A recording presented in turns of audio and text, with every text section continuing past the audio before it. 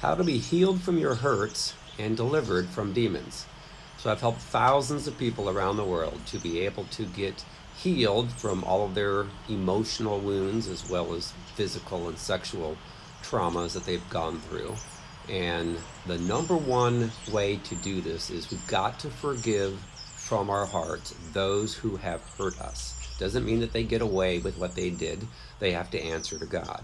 But if we don't forgive all those who hurt us from our hearts, give them to Jesus, let Jesus take care of them, then we'll get turned over to the tormentors, which are demonic spirits. Matthew chapter 18, verses 21 through 35, Jesus gives the parable of the unforgiving servant. And he talks about how he was put into prison and turned over to the tormentors. And Jesus said the very same thing will happen to you if you refuse to forgive.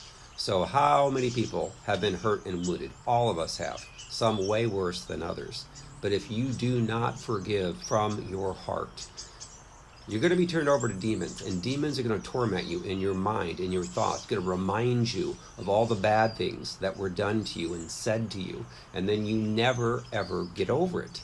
And then you keep talking about it, you ruminate about it, and it controls your life. It can cause you to get sick, can cause you to die prematurely. And in fact, they've done studies on cancer, found over 60% of adults that have cancer is directly related to their unforgiveness. So how do you forgive a person that did you wrong? Maybe your father, maybe your mother, maybe a grandparent, maybe step-parents, whomever that hurt and wounded you. This is how you do it. You ask Jesus to show you how the person that hurt you, how they were treated when they were growing up. And you will always understand, come to learn that they were hurt, they were wounded, they've got demons. That's why they did you wrong. So then how do you forgive? You say, I choose to forgive my father for causing me to feel, and then you name off all the emotions. How did he cause you to feel? Well, it caused me to feel rejected, not good enough, stupid, dumb, worthless. Start naming off every single emotion that you felt from them, because that's how those demons will attach, is because of those hurts and wounds. They'll attach to your soul, and they will end up causing you to get hurt in your thoughts and causing you to be angry and bitter. So once you've given all those emotions to Jesus, you ask him to heal you, and he will.